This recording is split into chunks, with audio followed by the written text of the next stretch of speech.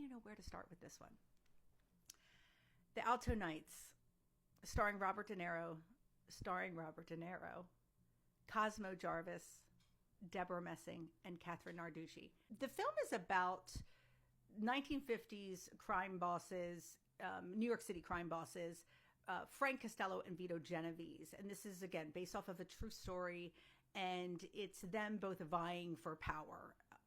But me saying this seems like this is a really super exciting film about it, and it's not.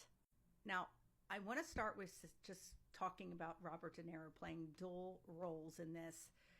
He plays the 1950s mob bosses, Vito Genovese and Frank Costello.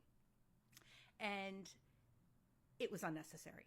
They should have just cast somebody in one of the other roles. It would have been 1,000% better film if that was the case.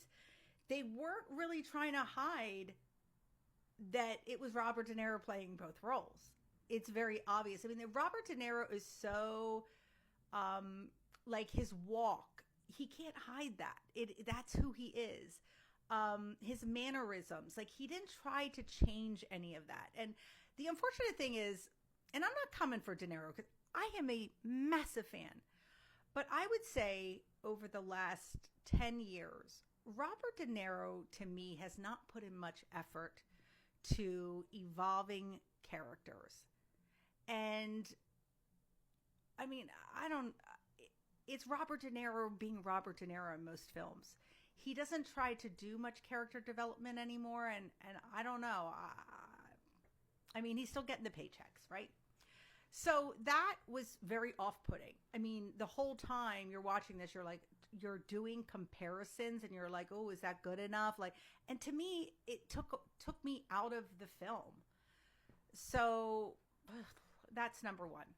The other thing that I want to talk about is the editing and how poor it is.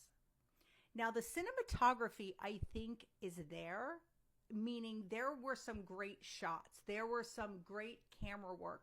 Specifically, there's a scene in the funeral home when Robert De Niro is talking to another character, like in a back room with all these caskets. And they do these really cool shots and these wraparounds, like with the camera operation. And I was like, okay, now we're getting somewhere. And then they edit it. And it takes you then out of it. And you're like, what the beep? The editing is what was the problem here. It wasn't the cinematography or the camera operating or the angles or anything like that. It really sucked with the editing. And if I was a cinematographer and I got to finally see the film and see the editing that was done. Now, I don't know if that was because the film is sort of done at times in a documentary style. So it's, talking to someone and then doing these flashbacks and telling the story with the actual film. But I don't know. Maybe that's why they did it and it was intentional, but it was off-putting to me. I wish they would have just left it alone. Don't muck with it. Stop editing it like this. And you're going to notice it. Like there's like a scene and there's no like, it's just cuts and then it goes to something. There's actually even a lot of little blackouts that happen in the film. Then the writing and dialogue. There's a story here. This was, I didn't know a lot of this backstory and they take you through that. But I think where it lacks is in the overall writing in developing the story and then the dialogue. There were times where the dialogue was just like, what is going on here? Like, and I was tuning out. I was getting bored. Then the directing.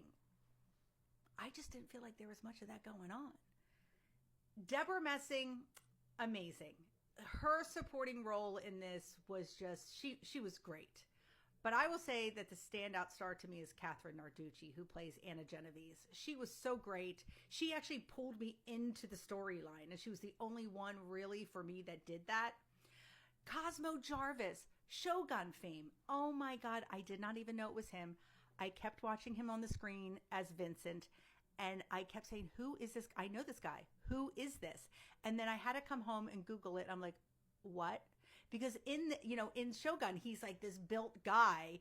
And in this film, he's like this bloated fish. And there was actually a point where the way that they have him looking so bloated, it reminded me of Men in Black, you know, when the guy was like this. But anyway, he was good. I mean, look, he was given what he was given with this writing and dialogue. I'm giving this a 2.5 out of 5 stars, and I'm giving it an extra half star because of the story. Because I was like, man, this is a good story to tell. I just, again, wish that they did it a little differently.